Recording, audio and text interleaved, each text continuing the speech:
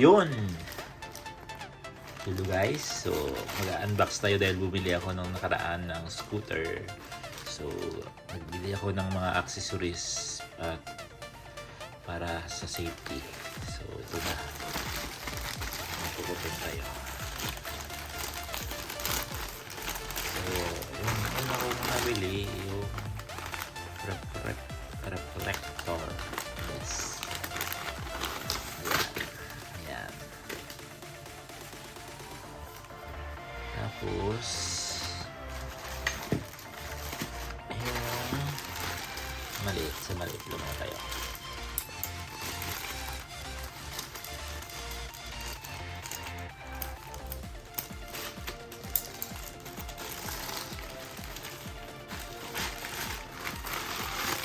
Ayan.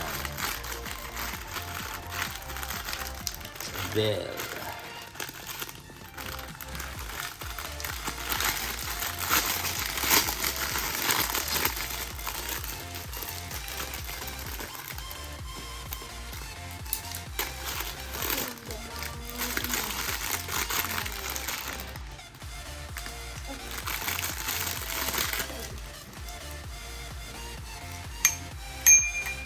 Ting ting. Ting ting.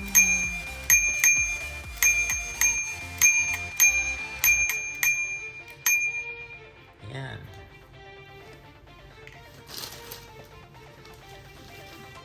So, inatag natin.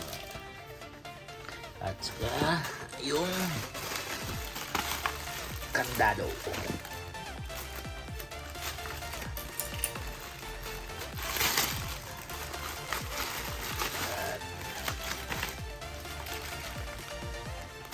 Para may pang padlock sa scooter.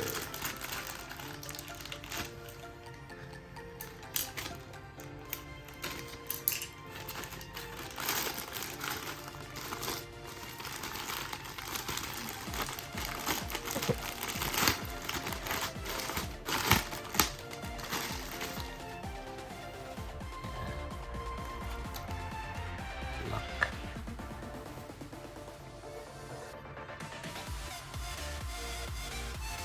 So, mamaya ilalagay natin dun sa scooter.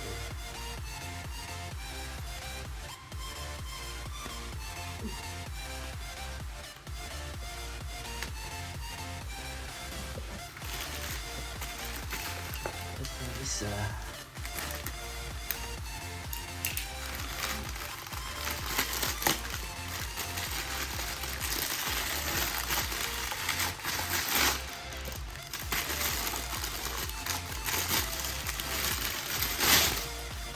It's a bag.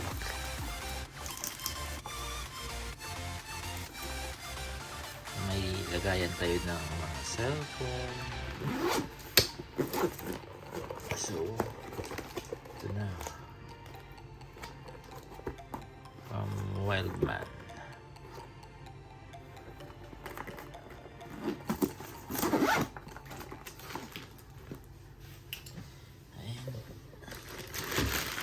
Malaki.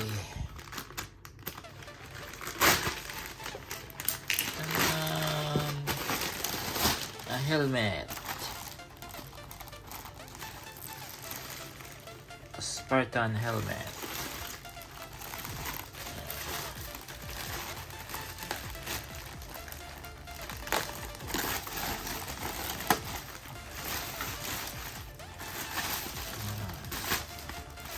So yan guys. Helmet. Safety is our priority. So wear your helmet always.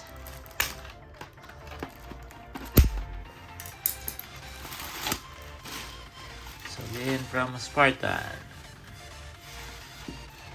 Pwede siyang pang scooter, pang bike.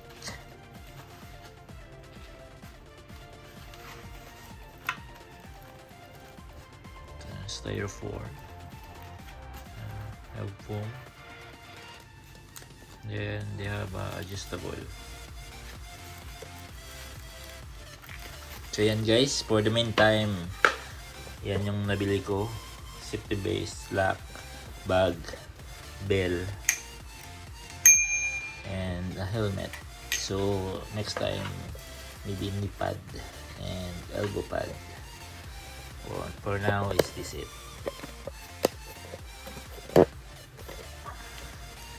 1, 2, 3, 4, 5 for my new scooter. Thank you for watching. So yan guys, continue tayo sa pag-unboxing o pag-open nito ng in-order ko online para sa safety for scooter. So ito yung knee pad at saka elbow pad. So yun yung binili ko. So bubuksan na natin.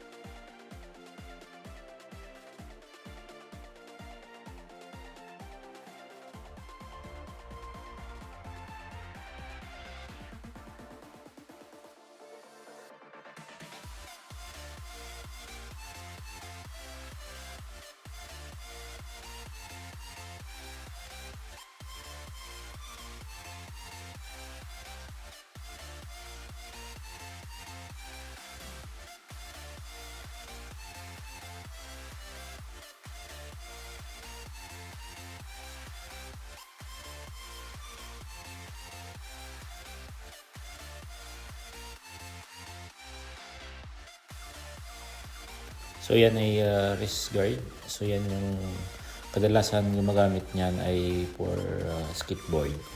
So pwede mo rin siyang suotin habang nag-scooter ka, pero hindi na parang hindi siya akma. Pero yung maganda talaga yan, talaga para sa skateboard. So yun ang kasama niya. Actually binili ko lang yung isang set niyan. So bali yung gagamitin ko niyan ay yung knee pad at saka elbow pad. So yan ay kasama lang. So pwede rin natin gagamitin, pero hindi na siya talagang required. Kasi yung pinaka yan, yung purpose, kung matumba ka, yun yung hindi naman yung kamay mo bali o something, may support. Yan. So yan yung purpose nun. So kapag may ganyan ka, mahirap yan mag-drive. So, hindi natin gagamitin yan. Pero pagka gusto mo maglaro ng skateboard, so pwede mong gamitin yan. Talagang pag matumba ka, pag magtukod, hindi mo yung kamay mo. Yan yung pinaka-purpose nun.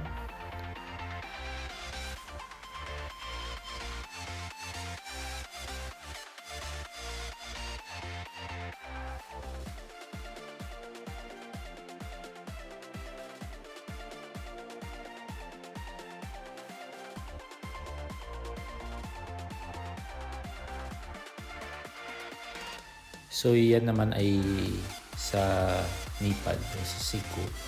So yun yung gagamitin mo pag matumba ka.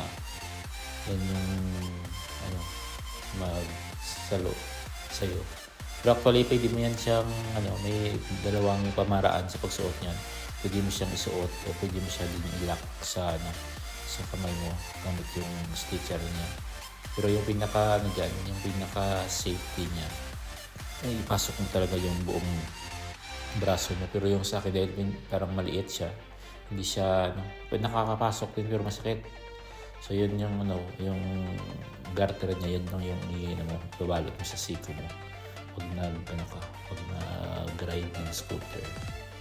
Kasi dito sa labas, sa ibang bansa, required kasi yung dapat may gear para na maiwas ba yung violation ng multa.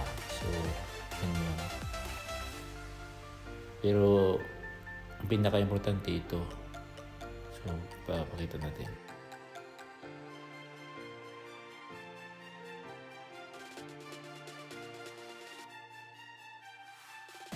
So ito yung pinaka-importante, yung sa tuhod, lalo na pag nag-drive ka ng scooter. Pwede ka rin hindi hindi ka mag-suot yan, pero talagang sabi ko malaking tulong talaga pagka may ganyan. Kasi lalo na yung scooter yung maliit yung gulong. So once yung scooter mo ay maliit ng gulong. Pag once na mahulog sa butas na maliit, yung tendency, matutumba ka. Kaya malaking tulong yun. Kaya dapat magsuot ka ng ganyan. Lalo na sa akin yun, yung dinadaanan ko minsan may sa damuhan or brakes sometimes na pag sa damuhan mo siya na may huka at tumba ka. So yun yung malaking tulong ng knee pad. So yung gagamitin na natin dyan ay elbow pad at saka knee pad para sigurado. Kasi lalo na pag may butas-butas yung dinadaanan, mas malaking tulong yung knee pad. Yung ganyan, yung rest support ay hindi na kailangan kasi mahirap maniho pag may ganun. So ganyan lang. So bubuksan na naman natin ulit yung isa na naman na So ito yung handle bar. So ito yung handle bar ay yun yung yun yung mag-hold ng mga accessories natin kanina. So yun yung mag-hold ng ilaw, cellphone holder, yung bell. So ikakabit natin yan. Pag makikita nyo, ililima ko ng konti para kita nyo. So yun yung maglagay. Yan. So naka-alloy pa yun. So ito, mag-unbox ulit tayo ng yung cellphone holder. So yan. Ito yun. So bali yung naghahawak. So dyan natin ilalagay yan sa bar, handle bar yung kanina na binuksan natin. So ito, yan.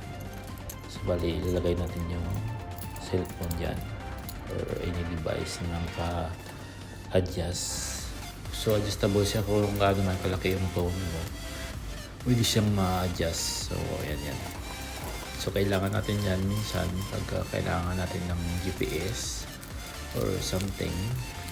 Yan yung kailangan pag baguhan mo sa isang lugar at saka hindi mo alam. So gamitan mo siya ng GPS. Yan ilagay yung phone mo para na hindi ka maligaw. So ayan na. Yan yung itsura niya. So ipakita natin yung setup sa scooter. Ayan. Yan yung pinili ko kanina. Yung binuksan ko. So ayan na. Ayan. Yung bell. Saka yung cellphone holder. Ilaw. Pero yung ilaw hindi pala natin nakasama yan sa unboxing. Kasi nang binili ko yun ng una. Ayan. So dahil malapit lang din naman yung trabaho ko, so bumili ako ng scooter. Kasi mga maximum mga 4.1 lang naman. So ayan, nung nagala ako. So ayan yung itsura niya. Nagagala-gala ng mga city ride lang. Yan lang. Pwede kang ilagay sa bus at saka ikot-ikot gamit yung scooter. So yan guys, so yan yung mga accessories na binili ko at saka maraming salamat.